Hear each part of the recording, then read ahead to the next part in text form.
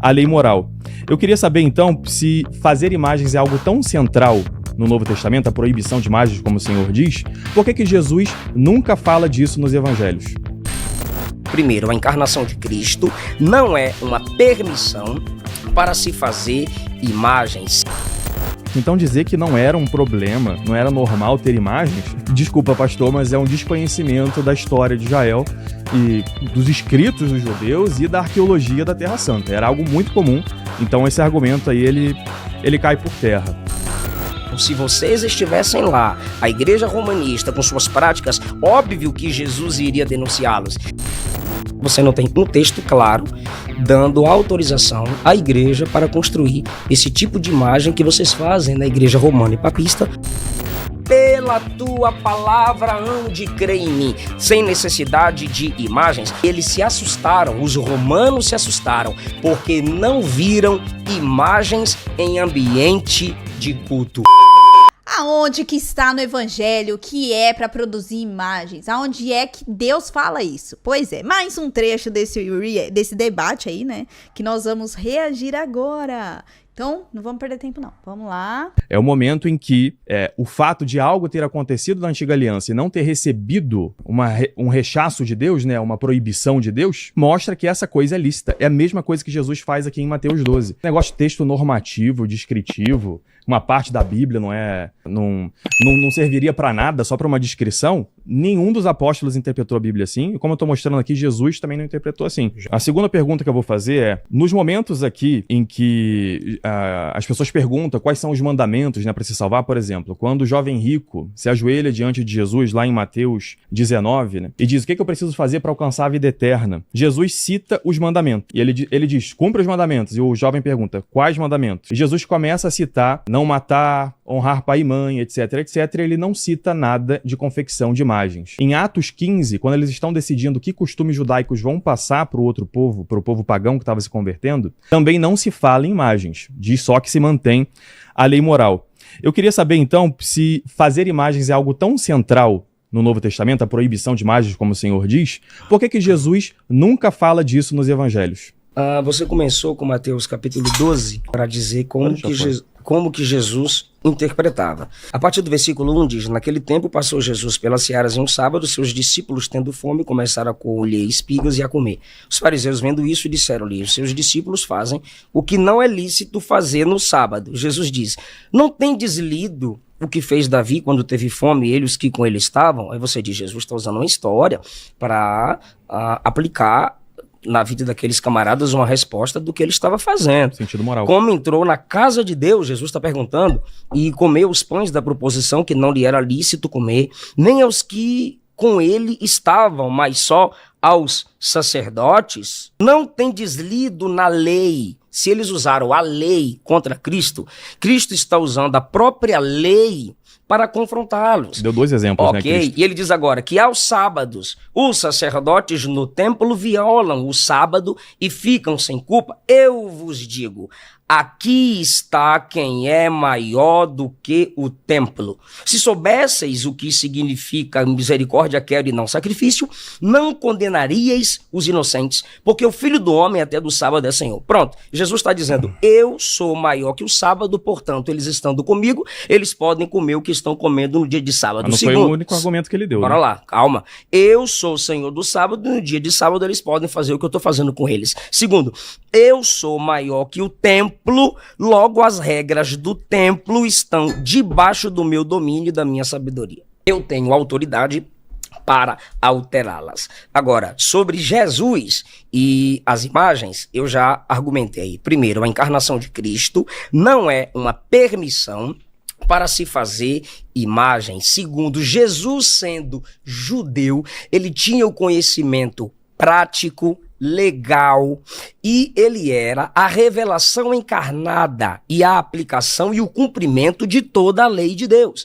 Então, se era comum os judeus não terem imagens para culto. Por que que seria necessário Jesus ficar repetindo aquilo que normalmente, naturalmente, eles já praticavam? Se vocês estivessem lá, a igreja romanista, com suas práticas, óbvio que Jesus iria denunciá-los. Ele não denunciou quem colocava a tradição acima das escrituras? Tradição humana, né?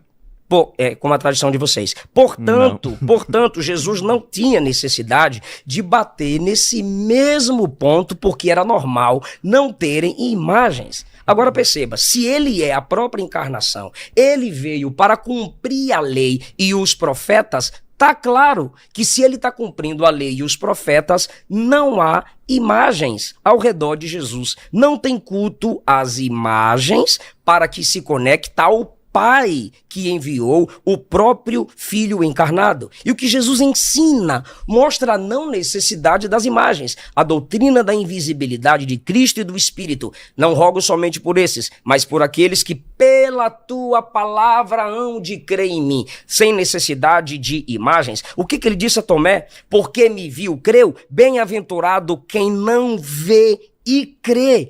Paulo, que recebeu a revelação do Evangelho de Cristo, segundo os Coríntios 5:7, andamos por fé e não por vista. Jesus é, como você já leu, Colossenses capítulo 1, a imagem verdadeira e perfeita do Pai. Quem me vê, vê o Pai. Ver Cristo já era suficiente. Portanto, Jesus já cumpria a lei, e ele cumprindo a lei e os profetas, não havia necessidade. E para encerrar, quando Roma, em 63 a.C., invadiu Israel, Emanuel Canuto diz que eles se assustaram, os romanos se assustaram, porque não viram imagens em ambiente de culto. Logo, era normal essa prática de ausência de imagens para culto entre aqueles com quem Jesus convivia religiosamente.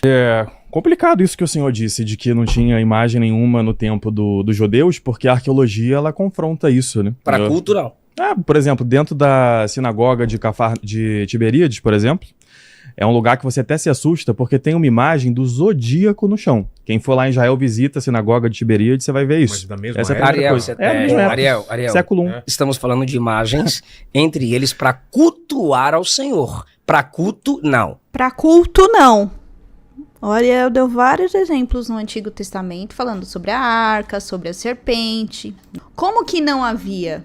A pergunta do Ariel foi muito boa, porque se é algo tão central, e quando eu digo central é porque nós somos atacados o tempo todo nessa questão, então Cristo teria falado, não é para vocês produzirem imagem nenhuma minha, não é para produzir.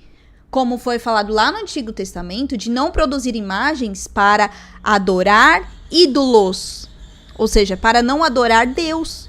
O que o pastor fala sobre culto, teve o culto das tábuas da lei, né, que estavam lá dentro da Arca da Aliança, porque o que havia na Arca da Aliança? Os 2 querubins, que eram no ouro esculpido, a tampa, que era para o propiciatório, e dentro dela estavam as leis, o maná e o varão de Araão. Então eram objetos ali, que eram o culto. Acreditava-se que ali era o próprio Deus, estava ali representando, estava ali o próprio Deus. Imagina as tábuas que vieram ali do monte, né, onde Moisés trouxe as tábuas da lei.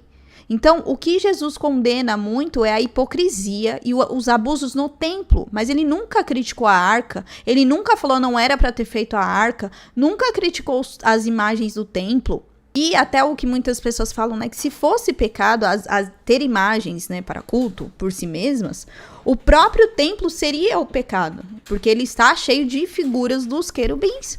E Jesus nunca falou isso. Bem, primeira coisa é isso, né? Visitar qualquer sinagoga do século I, você vai ver, sim, diversas imagens lá. Como o senhor disse, que não eram usadas, assim, para função de culto. Mas os judeus usavam, sim, muitas imagens para função de culto. E quem lê no Antigo Testamento, não, como proibição. Você vai ver que o tempo inteiro... Você disse que Jesus não falou nada disso porque ninguém tinha imagem. Pegue você em casa a Bíblia e leia o que os judeus faziam. Pegue qualquer sítio arqueológico de Israel, de qualquer tempo até o tempo de Jesus, e encontre diversas imagens de ídolos. Isso era, no seu tempo o senhor diz, deixa eu terminar aqui. Então você pode pegar, assim, os judeus tinham esse problema de confecção de imagens para ídolos. É igual a imagem do centro de macumba hoje. Não é igual a imagem que a gente tem na igreja. Então, tinha esse problema. Se fosse algo tão importante, tão central na nova aliança, Jesus veio para completar a lei, para dar assim o sentido pleno dela, né? Jesus teria falado disso. Então dizer que não era um problema, não era normal ter imagens, desculpa, pastor, mas é um desconhecimento da história de Israel e dos escritos dos judeus e da arqueologia da Terra Santa. Era algo muito comum.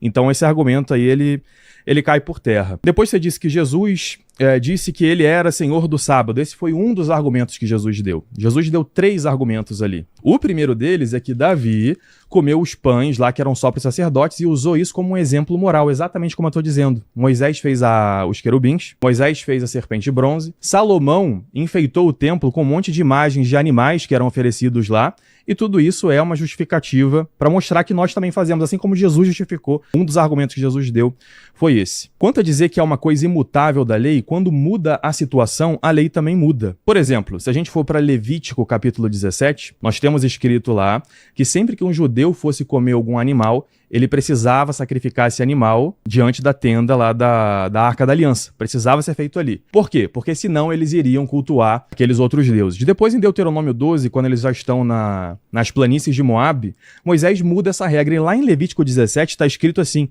que essa é Hukat Olam, ou seja, é uma regra para todo sempre nas gerações dos judeus. Só que Deuteronômio 12 muda essa regra. Ele diz assim, que se você for comer, eu posso até ler a passagem aqui, ó, Deuteronômio 12, versículo 21 em diante, nós temos aqui. Se estiver longe de ti o lugar que o Senhor teu Deus escolher para pôr o seu nome e botar lá a Arca da Aliança, degolarás as vacas e as tuas ovelhas como se fosse carne de veado ou de corça, ou seja, coisas que não eram oferecidas a Deus. Então tem uma mudança, porque mudou a circunstância. Da mesma forma, Deus era invisível, agora ele é visível, a circunstância mudou, podemos fazer imagens. Mateus 12, Jesus simplesmente diz que ele é maior que o sábado, pois do sábado ele é Senhor. Ele é maior que a própria lei, você sabe disso. Pois ele sendo Esse é um dos Deus, 3 argumentos. Pois ele sendo Deus... mas isso não desfaz nem o meu, nem o seu argumento. Então meu argumento tá de pé. Tá vendo que a gente pode interpor um ao outro? E eu não me incomodo se você fizer... É engraçado, né? Que você foi o primeiro que interpôs ele, o primeiro que atrapalhou. Mas quando é feito com você, você não aceita, né? Difícil quando é com a gente não aceita. Mas você então vou pode ficar fazer quietinho. de boa. Tá boa. Bom. Não desfaz o argumento que eu usei. A questão é, Jesus está mostrando que ele é superior e ele pode fazer aquilo. Vocês não podem mostrar que vocês são superiores e vocês não podem fazer o que Josué fez. Por quê? Tira as imagens de Maria e de todos os santos e coloca a imagem da arca.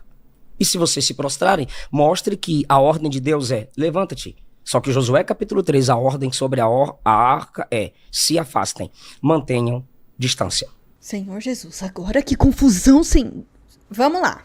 Primeiro, nenhum católico se diz maior do que Deus, né? E tudo que um católico faz está na Sagrada Escritura, na tradição e no magistério. Lembrando que a tradição foi exatamente aquela que nos trouxe a Bíblia que nós temos hoje. Assim como dos nossos irmãos judeus, né, que tinham os pergaminhos, tinham a tradição oral, né? Então a tradição oral, ela não veio por meio de um papel, não, veio por meio da boca dos nossos irmãos, né? Então a gente não está inventando nada, não tem ninguém aqui maior do que Deus.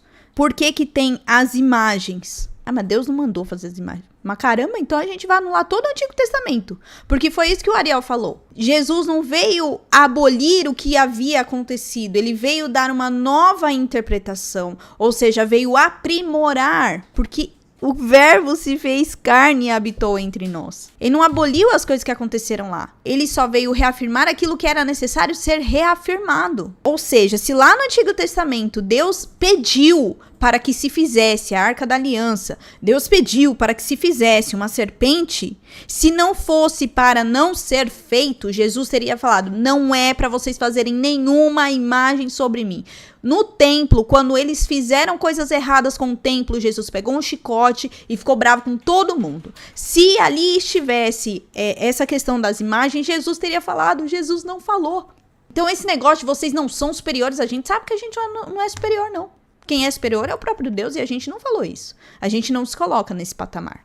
Até porque a única pessoa que falou a questão de você não manda na hermenêutica que eu sigo, não foi o Ariel, né? Não foi nenhum católico. A gente segue a hermenêutica, a interpretação que vem dos próprios apóstolos que receberam a palavra de Deus. Agora, Sobre a imagem, depois você prova que essas imagens, que arqueologicamente você comprovou, porque é o seu estudo, você citou, não comprovou, mostra que eles adoravam essas imagens em ambientes de culto. Então, à luz da Bíblia Sagrada, até agora você não tem um texto claro dando autorização à igreja para construir esse tipo de imagem que vocês fazem na igreja romana e papista para se conectar com Deus através dessas imagens que são expressamente proibidas na Bíblia Sagrada desde o Antigo Testamento. Aí, olha só como as coisas são engraçadas. Ficou tão nervoso que começa a trazer aqueles termos chulos que tratam agora nós católicos. Vocês romanistas, essa igreja romanista. Por que traz isso? Porque